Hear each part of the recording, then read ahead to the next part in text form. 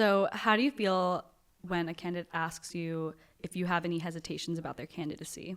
That is one of my least favorite interview questions, and we tell our candidates not to ask it. In general, I think the problem with that question, a lot of the advice comes from this idea that like you're being a little bit brave. You get to hear the objection, so you get to handle it. You get to kind of show the interviewer that you care about their perspective on your current candidacy compared to who else they might be interviewing.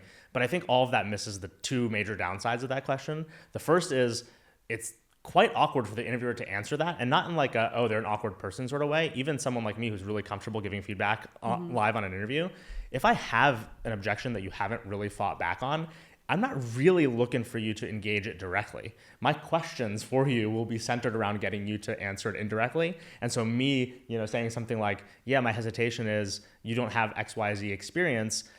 Look, if I'm a bad interviewer, I don't find another way to ask you that, yeah, it's a problem.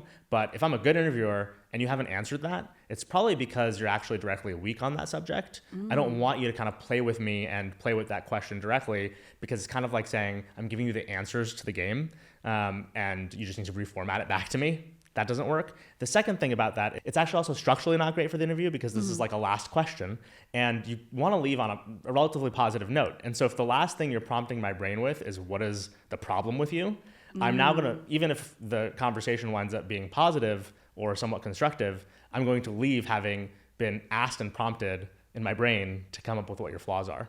Interesting. So I just think like candidates should avoid that question, and TikTok career coaches should stop giving that advice.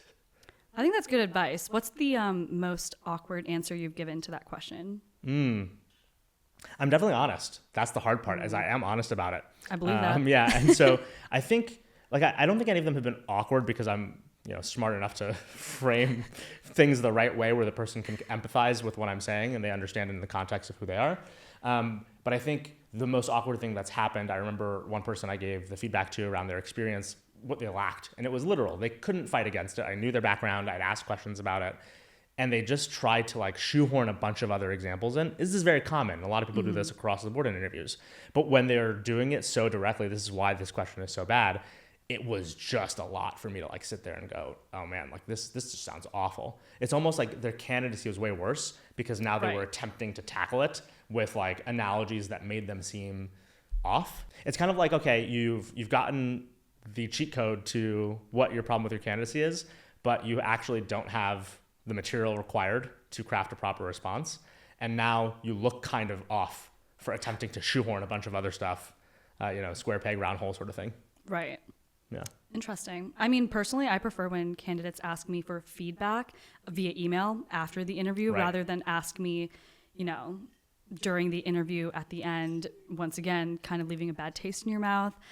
So I agree. And more companies should give real feedback. I think a lot of them are scared for legal reasons that I've looked this up before. I don't think a lot of companies get smacked for giving feedback, yet that's their fear. You have to do it appropriately, and there probably should be some internal, review mechanisms for when companies do decide to give candidates feedback. But I think a lot more candidates appreciate it than not. Our team gets some negative reactions sometimes when we give feedback, but I think it's worth it because the people who we help and support, we turn them into real fans because they appreciate what we've been able to give them as far as value for their time.